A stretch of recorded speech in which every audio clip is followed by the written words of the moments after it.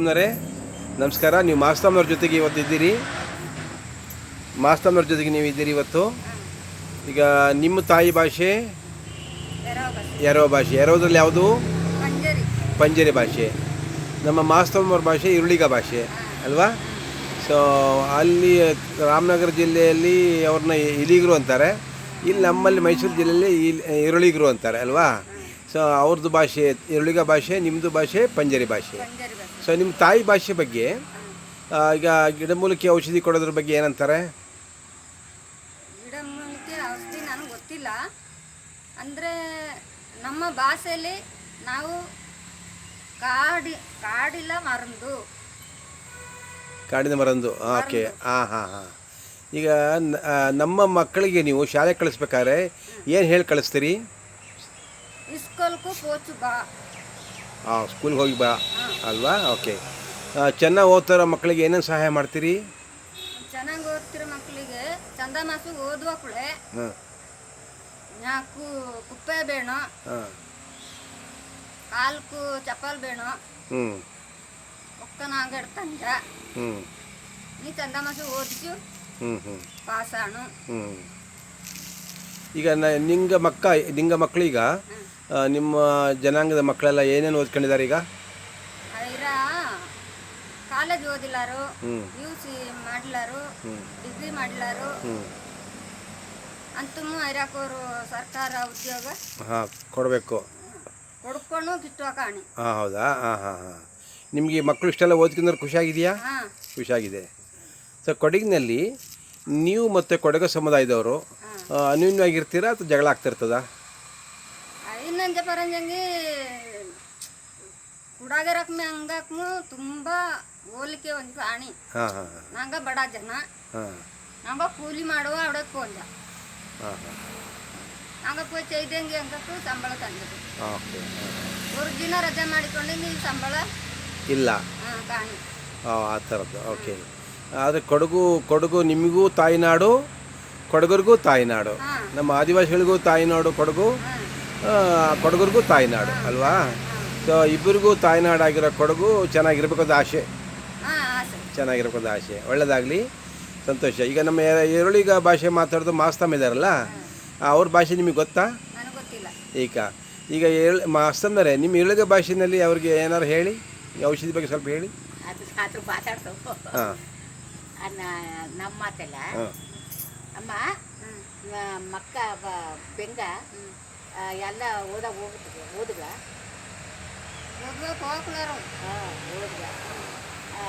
ಅಲ್ಲಿಂದ ಓದೋ ಬುಟ್ಟಿ ಬದ್ದುಗ ಇಲ್ಲಿ ಹಂಗೆ ಆಟ ಆಡ್ಕೊಂಡು ಓದುಗ ಅರ್ಥ ಆಗ್ತದಲ್ಲ.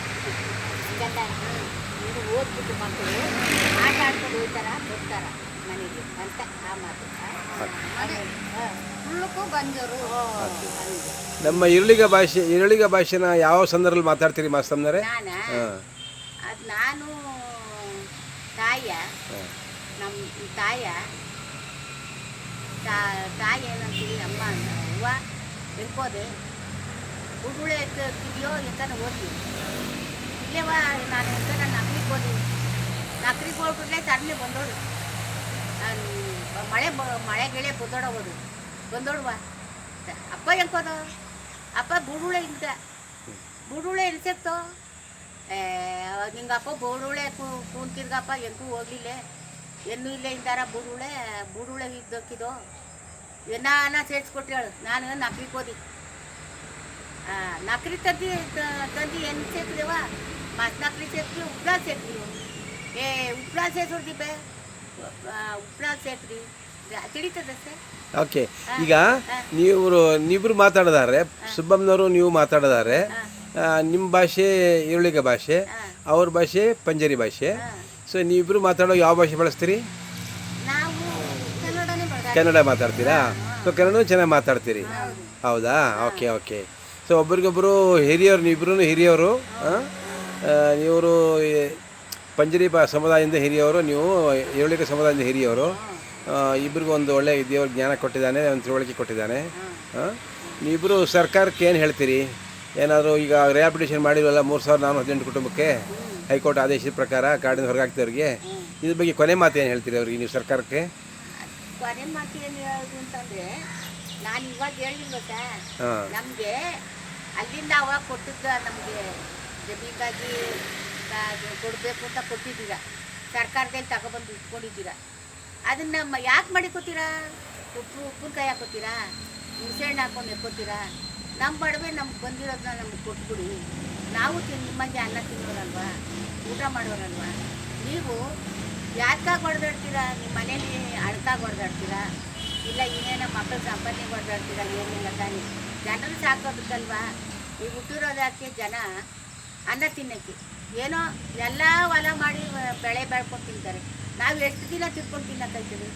ಈ ಕಾಲದಲ್ಲಿ ಇಷ್ಟ ಆಯ್ತು, ಆ ಕಾಲದಲ್ಲಿ ಅನ್ನನೇ ಇರಲಿಲ್ಲ. ಈ ಕಾಲದಲ್ಲಿ ಏನೋ ಸರ್ಕಾರ ಇಷ್ಟು ಅಕ್ಕಿಯೋ ಪಚ್ಚೋ ಸರ್ಕಾರ ಕಳ್ಬಿಟ್ಟಾರೆ ಕೊಡ್ತದೆ. ಎಷ್ಟು ಗಂಟೆ ತಿಂತಾರೆ? ಮುದುಕರಲ್ಲ ಮುಗ್ದೋದ್ಮೇಲೆ ಇನ್ನು ಯಾವ ಕಾಲ ಹುಟ್ಟೋದು? ಅಷ್ಟೊತ್ತಿಗೆ ನಮಗೆ ಕೊಡೋದು ಕೊಟ್ಬಿಡಿ. ಆಮೇಲೆ ನಿಮಗೂ ಜನ್ಮನೇ, ನಮ್ಮದು ಜನ್ಮನೇ. ಆದರೂ ನೀವು ಮುಗ್ದು ಮೋಟ್ರ್ ಆಗಿರ್ಲಿಲ್ವಾ?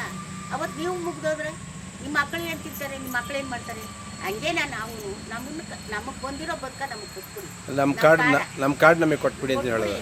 ಅದು ನಿಮ್ಮಪ್ಪ ಸಂಪಾದನೆ ಮಾಡಿದ್ದಲ್ಲ, ಇನ್ನೊಬ್ಬ ಸಂಪಾದನೆ ಮಾಡಿದ್ದಲ್ಲ. ಆ ಕಾಲದಲ್ಲಿ ನಮ್ಮ ತಾತ ನಮ್ಮ ಅಪ್ಪರು ಸಂಪಾದನೆ ಮಾಡಿಲ್ಲ, ನಮ್ಮ ತಾತ ಸಂಪಾದನೆ ಮಾಡಿದ್ದಾರೆ. ನಮ್ಮ ಅಪ್ಪರು ಈ ಕಾಲದಲ್ಲಿ ಏನೋ ಹುಟ್ಟಿ ದೊಡ್ಡವರಾದ್ರು, ಆ ಕಾಲದಲ್ಲಿ ರಜೆ ಕುದುರು ಸಾಕಿದ್ದದು ಕಾಡು. ಆ ಕಾಡ ನಮ್ಮ ಮಕ್ಳಿಗಾಗಲಿ ಅಂತ ಅವ್ರಿಗೆ ಬಿಟ್ಕೊಂಡು ಸಾಕಿದ್ರು. ಇವಾಗ ನೀವು ಹಂಗೆ ನಾವು ನಮ್ಮ ಕಾರ್ಡ್ ನಮಗೆ ಕೊಟ್ಬಿಡಿ, ಏನು ಬೇಡ. ಸೊ ನಮ್ಮ ಕಾರ್ಡ್ ನಮ್ಗೆ ಕೊಟ್ಬಿಡಿ ಅಂತ ನಿಮ್ಮದು ಒತ್ತಾಯ ಇದೆ. ಒತ್ತಾಯ ಮಾತ್ರ ತುಂಬ ಅದೇ. ಇವಾಗ ಹೋರಾಟ ಬಿಡಲ್ಲ, ಹೋರಾಟ ಯಾವತ್ತೂ ಬಿಡಲ್ಲ.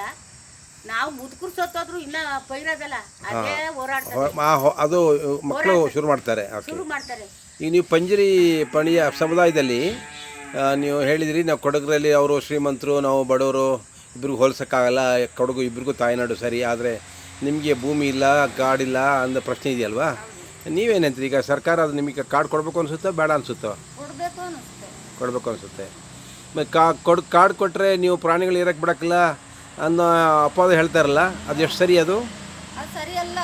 ಸರಿಯಲ್ಲ. ಪ್ರಾಣಿಗಳನ್ನ ಯಾಕೆ ಮತ್ತೆ ಓಡಿಸ್ತೀವಿ? ಪ್ರಾಣಿಗಳು ಕಾಡಲ್ಲಿದ್ರೆ ನಮಗೂ ಒಳ್ಳೆಯದು. ಮೋದಿ ಸರ್ಕಾರ